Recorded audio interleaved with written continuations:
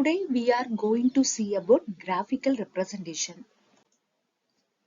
Graphical representation is used in the case of statistical data representing a variable. The variable may be discrete or continuous. In the case of discrete variable, a line graph is drawn. In the case of continuous variable, histogram is drawn.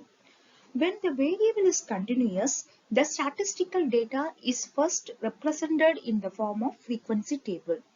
A frequency distribution can be presented graphically in any one of the following ways: histogram, frequency polygon, frequency curve, Ogilvy, and Lorentz curve. Histogram. The most important and commonly used graph for presenting frequency distribution of continuous series is called histogram.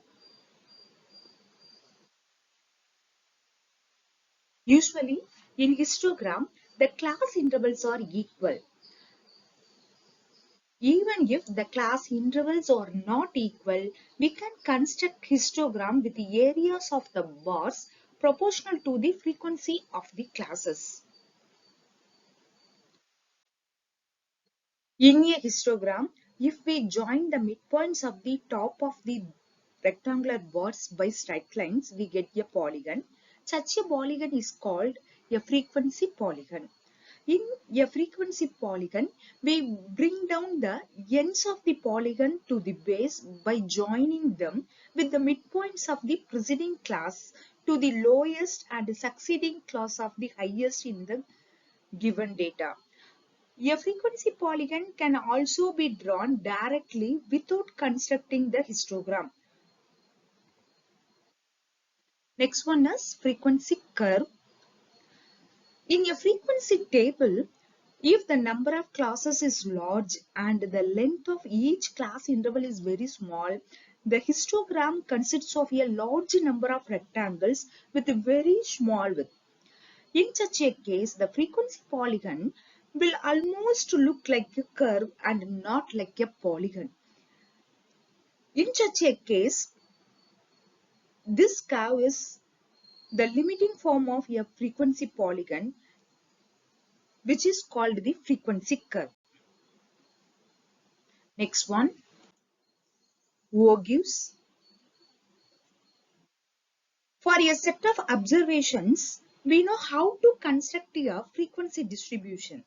In some cases, we may require the number of observations less than a given value or more than a given value. This is obtained by adding the frequencies up to the given value. This accumulated frequency is called cumulative frequency. There are two types of cumulative frequencies: less than cumulative frequencies and more than cumulative frequencies.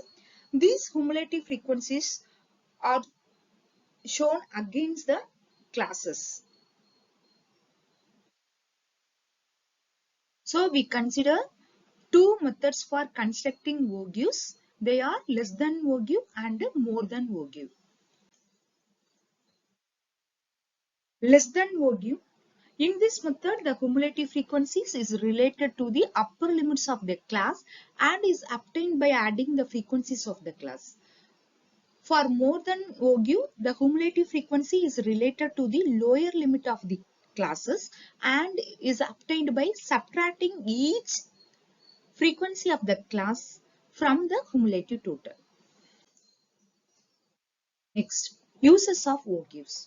Ogilvys are used to determine the number of proportion of cases above or below a given value, compare two or more frequency distributions, and also for determining some values graphically, such as median, quartiles, etc. Next one is Lorentz curve. This is the graphical representation of studying dispersion. It is a special type of graph which is designed to show how much a certain distribution varies from a completely uniform distribution. The uses of Lorentz curve, it helps to study the distribution of wealth and income. It is used to study the variability in the distribution of profits, etc. With the help of this curve, we can also compare the variability of two distributions.